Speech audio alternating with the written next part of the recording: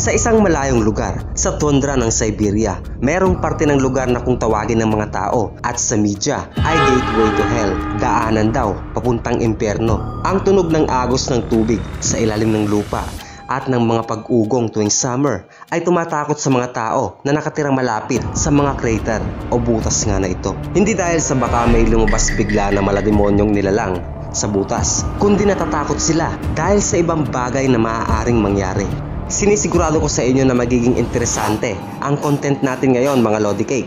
Kaya magtimpla na kayo ng kape at sisimulan na natin to. Konting paalala sa mga nanonood ngayon, kung nagugustuhan mo ang ating video, pwede mo itong i-like habang nanonood o kaya pagkatapos na.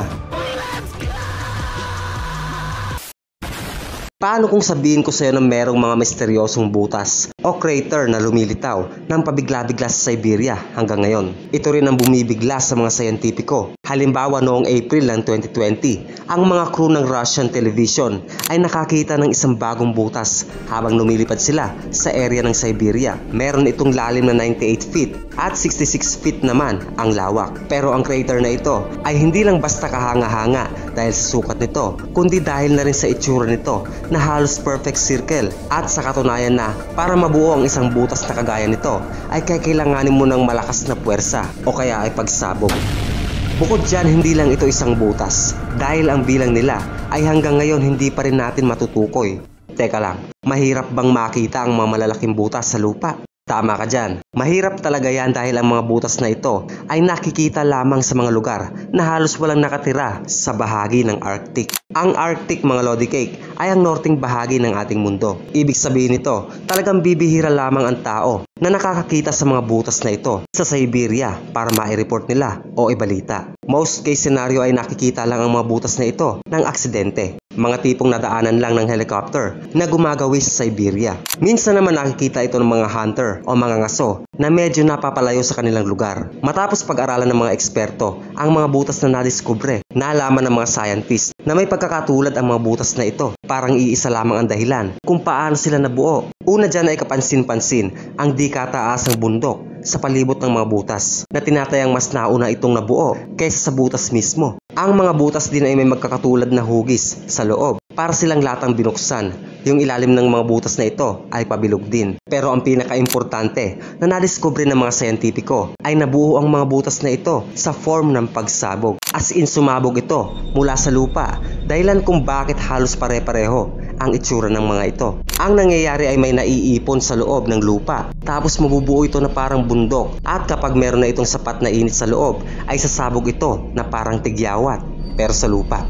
Una, sinisisi ng mga siyentipiko ang climate change at global warming kung kaya nabubuo ang mga butas na ito sa Arctic. Pero ayon sa mga ilang tao na nakatira sa lugar, meron ng mga kinukwento ang mga ninuno nila noong araw papatungkol sa mga biglaang pagsabog ng lupa sa lugar nila. Sa madaling salita, matagal nang nangyayari ang bagay na ito, wala pang global warming at climate change. Ngayon, dahil nga sumasabog ang mga butas na ito, masasabi ba natin na delikado ito para sa mga tao? Well, kung naaalala mo, halos walang nakakasaksi sa mga pagsabog na ito sa tundra dahil halos walang nakatirang tao sa bahaging ito ng mundo. Pero sabi ko nga, halos. Kasi meron pa ring mga tao na nakatira sa mga ganitong klase ng lugar. Taong 2017, isang babaeng nagpapastol ng reindeer ang nakasaksi sa isa sa mga pagsabog ng mga butas na ito. Kada umaga, umaakyat siya sa isa sa mga uphill na ito. Dahil sa mas mataas, mas mabilis niyang mababantayan ang mga alaga niya. Nakaramdam siya ng kakaibang paggalaw at ingay na galing sa tinutungtungan niya. Kaya sa sobrang takot, tumakbo siya agad papalayo sa pwesto niya. Nasa 600 talampakan pa lang ang natatakbo niya. Sumabog na ang uphill kanina na kinakatayuan niya. Pwede siyang mamatay kung hindi niya pinansin ang pagyanig. Bukod sa kanya o sa mga tao, maaari rin magdulot ng damage ang mga biglaang pagsabog ng mga butas na ito dahil yung iba sa mga ito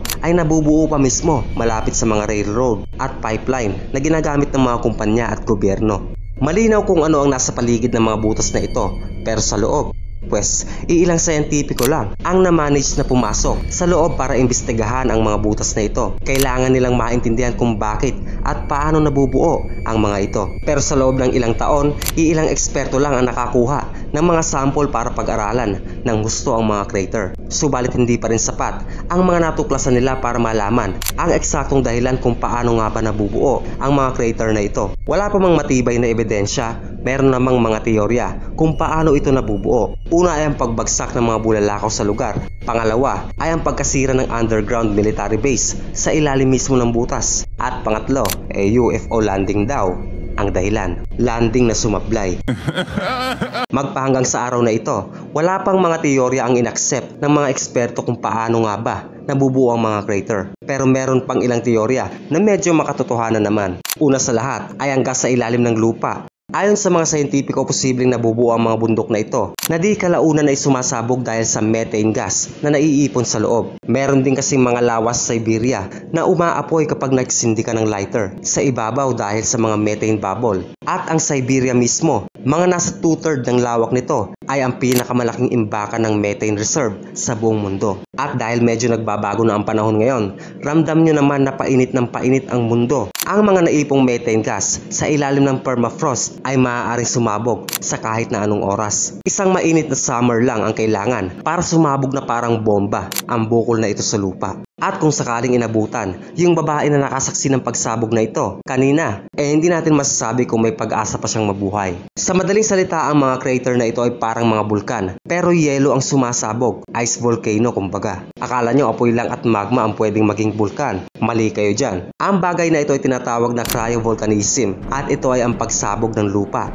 bato, tubig, yelo at mga gas tapos naiiwan ng isang butas o crater na parang sa tunay na bulkan. Hindi masyado napapag-aralan ang phenomena na ito, kaya pag ginugol mo ito ay makikita mo na ang mga example nito ay binabase nila sa ibang planeta o buwan na merong sobrang lamig na temperatura. Kamakailan lang kasi nila na-discover na nagaganap din pala ito sa mismo nating planeta. Bakit kamakailan lang? Pues hindi mo kasi makikita ang mga crater na ito sa ibang bahagi ng planeta, kundi dito lang talaga sa Arctic. Dito kasi sa lugar na ito, madalas makikita ang mga tinatawag na permafrost. Pero ano nga ba ang permafrost? Pues yan yung lupa na nagyelo sa loob ng 1 hanggang 2 taon o higit pa. Kaya naman ito ang dahilan kung bakit sa Arctic lang halos natatagpuan ang mga lupang nagyelo o ang permafrost. Nang gumamit ang mga scientifico ng satellite para makita ang lahat ng mga craters na hindi pa nakikita ng mga tao sa mapa, napag-alaman nila na sa iisang specific na lugar lang talaga ito makikita. Walang nakita sa Canada at Alaska, kundi tanging sa Siberia lamang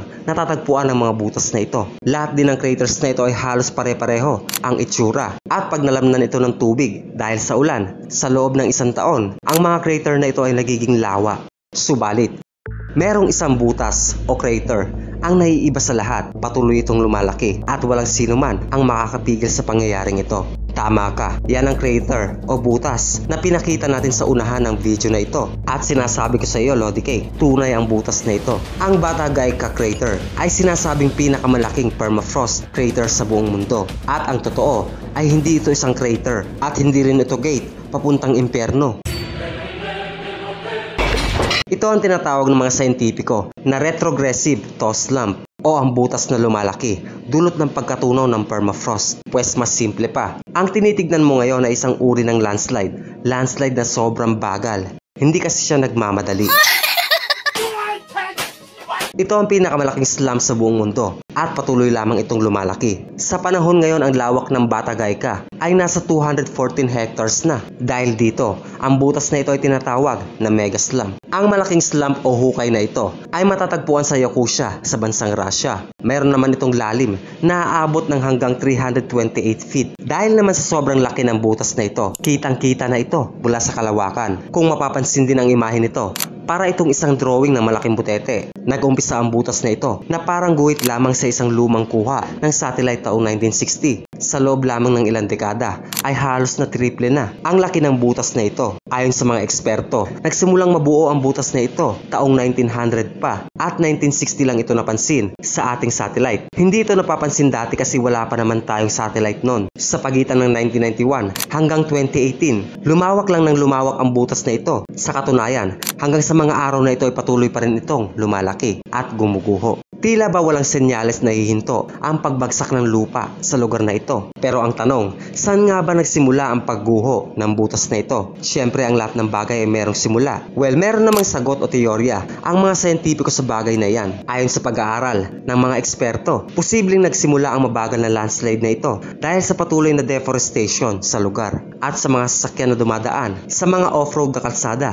Dahil malalaking sasakyan ang dumadaan sa bahagi na ito at yan yung mga naghahanap ng mga potential site para sa minahan. Dahil wala namang sasakyan nung araw na dumadaan dito, kalmado lang ang lupa o permafrost sa ilalim. Yun nga lang, dahil sa deforestation at pagdaan ng mga mining vehicle sa lugar, naalis ang mga halaman at ang mga puno na siyang parang nagsisilbing kumot ng permafrost o lupang nagyelo. Sa madaling salita, na-expose masyado ang lupa sa init, ulan, hangin na siyang maaaring tumutunaw sa dating steady na lupa. Sa katunayan, karamihan sa permafrost na nandito sa planeta ay libu-libong taon nang nagyayelo magmula pa ng huling ice age. Ayon sa record, nasa 15% ng lupa sa Northern Hemisphere ay nakakover ng permafrost. Pero sabi ko nga, ang permafrost ay tumutukoy sa mga lupa na nagyelo sa loob ng 1 hanggang 2 taon. Kaya ibig sabihin, kung kukuhanin mo yung paso ng nanay mo sa labas at ilalagay mo ito sa freezer sa loob ng ilang taon, pwede kang makagawa ng sarili mong permafrost. Huwag mo lang sasabihin sa nanay mo. Anyway, kapag ang isang lupa na nagyelo o permafrost ay binuksan o na-expose sa medyo mainit na temperatura, agad itong lalambot at magiging putik. Sobrang lambot na putik ang isang bagay na sobrang tigas sa loob ng mahabang panahon ay malulusaw kasama ng yelo at aagos ito sa malapit na mababang lugar gaya ng ilog at lawa. Astig, alam ko, pero sobrang delikado din. Kahit na ang Batagay ka ay isang remote na lugar, ibig sabihin malayo sa human settlement at tinataya din na hindi naaabot doon ang pagguho ng lupa na ito. Kahit na ito ay malayo sa kanila, nangangamba pa rin ang mga tao na baka biglang gumuho ng mabilis ang lupa sa butas na ito at maisama sila sa kailaliman. Ibig ko sabihin, alam mo naman siguro yung sinasapit ng mga nabibiktima ng mga landslide, di ba? Kaya kahit na sinasabi na malabong mahagip ang mga tao sa paligid ng Batagay ka, hindi pa rin natin sila masisisi kung nakakaramdam sila ng takot at kaba. Ang pagguho ng lupa sa Batagay ka, kung hindi napapansin ng iba, isa itong senyales na maaaring sa hinaharap ay may mangyayaring masama dahil sa patuloy na pagtaas ng temperatura at sa mga gawain nating mga tao gaya ng pagmimina na siyang nakakasama sa ating kalikasan. Malaki ang posibilidad na maglilitawan pa ang mga megaslump sa hinaharap gaya ng Batagay ka at ang mga susunod na uusbong ng mga butas o craters ay maaaring lumitaw sa kahit saan o kahit pa malapit sa mga tao, sa mga infrastruktura at sa mga lugar na maaaring may masaktan o masawi. Sa kabila ng panganib at takot na dala ng paglitaw ng mga slums na ito sa ating planeta, ang mga scientist naman ay na-excite sa nangyayari. Ibang klase. Abay kusa nang nagbubukas ang lupa sa kanila. Kaya pag sinuwerte, ay maaari silang makakita na mga na-preserve na sinaunang hayop gaya na lang ng mammoth, musk ox at kabayo. Yan lang naman ang napulot o nadiskubre nila sa Batagay ka. Parang nag-travel sa nakaraan ang mga scientists dahil na-expose ang pinakamatandang permafrost natin dito sa planeta. Talagang matanda na ang panahon kung saan nanggaling ang mga hayop na ito. Nasa 650,000 years na ang nakakalipas. Kaya naman ang madiskubre ito ng mga scientifico para silang nagpapasko. Talagang celebration dahil sa pagkakataon na nabigay sa kanila para pag-aralan ng mga bagay na na-preserve sa loob ng mahabang panahon. At dahil nga lumalaki pa rin hanggang ngayon ang Batagay ka, patuloy pa rin itong nagbibigay ng sinaunang regalo para sa ating mga eksperto at scientifico at kada bagong diskubre ay talaga namang bagong sorpresa para sa kanila. Halimbawa taong 2018, nadiskubre ng mga scientifico ang isang extinct na uri ng kabayo na namatay noong nakaraang 42,000 taon na. Natagpuan din nila ang pinakamatanda na sariwa pang dugo sa hayop ng nakaraan. Pangalawang kaso na ito na kung saan nadiskubre ang isang hayop sa panahon ng Ice Age na meron pang intact na likidong dugo. Ang una ay isang mammoth na 10,000 taon naman na mas bata sa kabayong ito. Matapos pag-aralan ng mabuti ang nakita nilang kabayo, napag-alaman nila na ang kabayong ito ay nabibilang sa extinct na uri ng kabayo na kung tawagin ay Lena horses. Ang mga kabayong ito ay nabuhay mula pa sa late Pleistocene at nanirahan sila sa Siberia, East Mongolia, Northern China at Korean Peninsula. Ang mga Lena horses ay humiwalay sa lahi ng mga ninuno ng mga kabayo ngayon. 115,000 taon na ang nakakalipas. Ang pinakabatang labi naman ng uri ng hayop na ito ay nabuhay noong 3000 BC. Sa madaling salita, ang mga uri ng kabayong ito ay nabura sa mundo nang kasabay ng pagtatayo ng mga taga-Egypt sa kanilang piramid. Ang natagpo ang labi ng kabayo ay tinatayang 2 linggo pa lang ang edad. Siyempre na preserve ng permafrost ang balat at balahibo ng hayop, pati na nga ang dugo. Meron pa nga daw itong ihi sa pantog, pasintabi sa mga kumakain, pero ang mga paleontologists ay na-excite sa mga ganitong impormasyon at hanggang ngayon excited pa rin sila dahil nga aktibo pa rin ang paglaki ng Batagayka. Sa ngayon tinataya na patuloy pa rin lalaki ang butas, pero titigil din naman daw ito. Yun nga lang, sa loob pa ng maraming dekada. Wala rin tayong paraan para mapigilan ang pagkatunaw o pagguho ng lupa dito. Dahil ang nangyayari ngayon ay ang ating planeta ay painit ng painit at ang mga permafrost ay patuloy pa rin natutunaw. Dahil sa pagkatunaw ng mga ito, mas maraming greenhouse gas ang lumalabas o nare-release sa ating atmosphere. At ang mga greenhouse gas sa ating atmosphere ay nagdudulot lalo ng pag-init sa ating planeta na siya namang nagdudulot ulit ng pagkatunaw ng mga permafrost. Nakuha mo, habang buhay na ito, hindi titigil. Kapag nagsimula ang ganitong problema, napakahirap talagang gawan ng paraan para matigil ito. Hindi naman sa basta mahirap, kundi hindi lang talaga malinaw kung ano nga ba ang dapat na gawin. Kung ang sagot ay pagpigil sa climate change para lang mahinto ang paglaki ng Batagayka, hindi natin magagawa sa ngayon yan. Tapos ang dahilan kung bakit lumalaki ang slump na ito ay hindi lamang dahil sa climate change. Ibig sabihin, ang mga bagay na ito ay isang problema na hindi kontrolado ng mga tao. At dahil yan sa laws of physics at chemistry,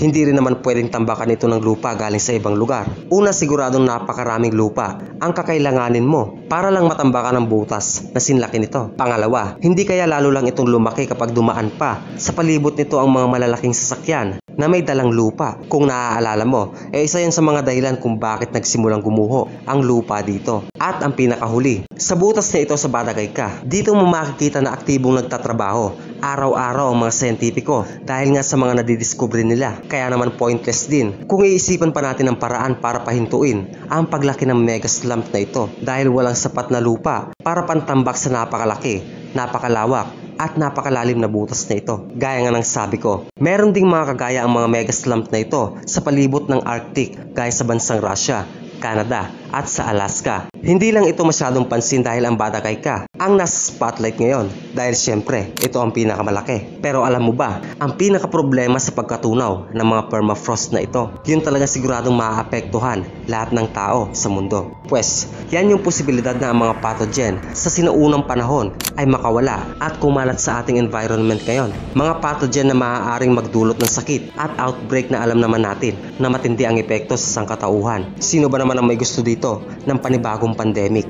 Pues kung hindi ka naniniwala na posible ito, narito ang isang halimbawa. Taong 2016 nagkaroon ng anthrax outbreak sa bansang Russia dahil sa pagkatunaw ng permafrost doon. Sa isang bahagi ng Russia nagkaroon ng biglaang pagtaas ng temperature na aabot ng 95 degree Fahrenheit. Natunaw ang permafrost sa bahaging ito at na-expose ang mga reindeer na infected ng sakit at sa kahit na ano pa mang nangyari o paraan, nakarating ito sa mga tao. Kaya naman kung ano man ang nadidiskubre ng mga siyentipiko sa higanteng butas o hukay o landslide o slump o crater na yon, ano man ang makita nila at matuklasan sa Batagayka, ipanalangin natin na hindi ito makakalabas sa kanilang laboratorio at magdulot ng malawakang sakit sa ating mga tao. Yan lang muna mga lods at magkita-kita muli tayo.